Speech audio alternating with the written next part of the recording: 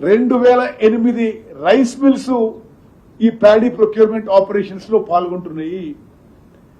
అదేవిధంగా ఇప్పటికే 20,86,00,000 gunny bags ఈ ప్యాడీ ప్రొక్యూర్మెంట్ సెంటర్స్ కి చేరవేయడం జరిగింది.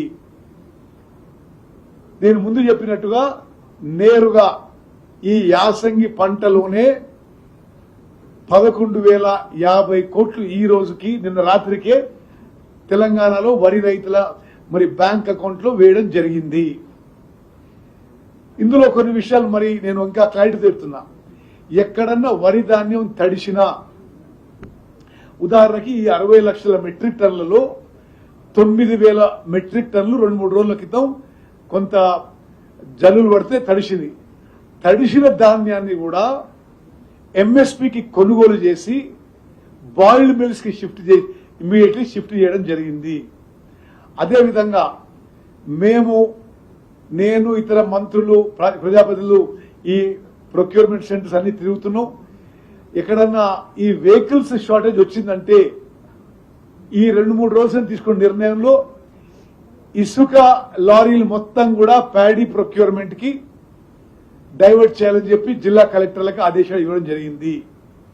అదేవిధంగా ఉమ్మడి నల్గొండ జిల్లా, ఇంకొన్ని జిల్లాల్లో సిమెంట్ ఫ్యాక్టరీలు, ఇతర ఫ్యాక్టరీల్లో ఉండే లారీలు, డీసీఎంలు, ఇతర వాహనాలన్నీ కూడా ప్యాడీ ప్రొక్యూర్మెంట్ పూర్తయ్యే వరకు ప్యాడీ ప్రొక్యూర్మెంట్ కోసం ఆ వెహికల్స్ ఇవ్వాలని చెప్పి ఆ యాజమాన్యాలతో కూడా మాట్లాడి అది ఏర్పాటు చేయడం జరిగింది.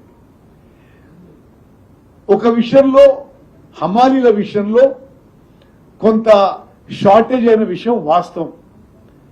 ఎందుకంటే ఇప్పుడు తెలంగాణలో ఈ ప్యాడీ ప్రొక్యూర్మెంట్ లో తెలంగాణ లేబర్ చాలా తక్కువ శాతం పనిచేస్తున్నారు. అది మీకు నాకు తెలిసిన విషయము.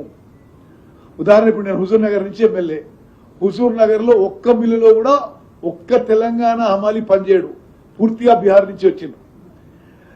బీహార్ అండ్ బెంగాల్ లేబర్ మీద ఆధారపడి ఉన్నాం కాబట్టి బెంగాల్లో మొన్న ఎన్నికలకు పోయి వాళ్ళు తిరిగి రావడం కొంత లేట్ అయింది.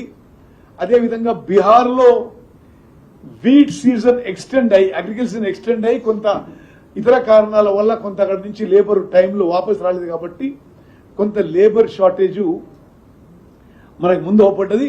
ఇప్పుడు పూర్తిగా సెట్ అయ్యి ఫుల్ స్వింగ్ లో ప్రొక్యూర్మెంట్ నడుస్తుంది. Next slide.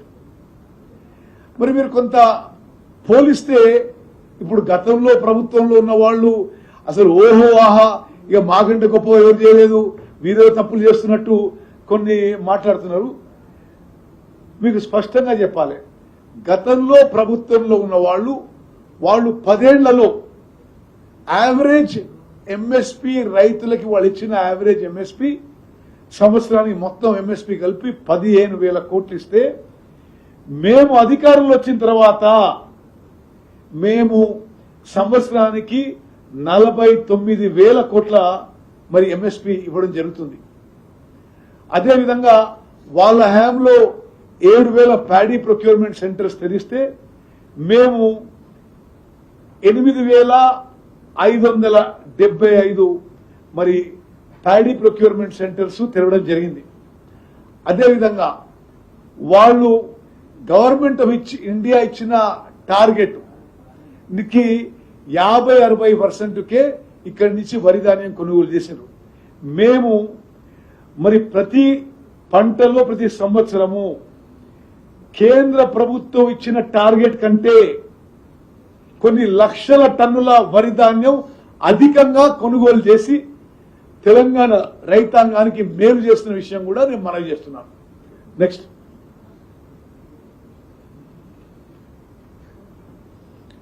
ఇప్పుడు ఈ రబీ పంటలో అంటే ఈ బీజేపీ వాళ్ళు మాట్లాడేది విచిత్రం ఉంది.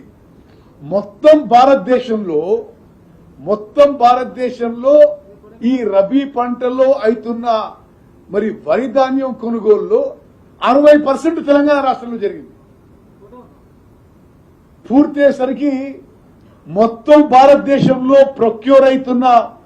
ప్రొక్యూర్ కారు ఉన్న ఈ రబీ రైస్ విషయంలో మొత్తం 75% తెలంగాణ రాష్ట్రం నుంచే కానున్నది.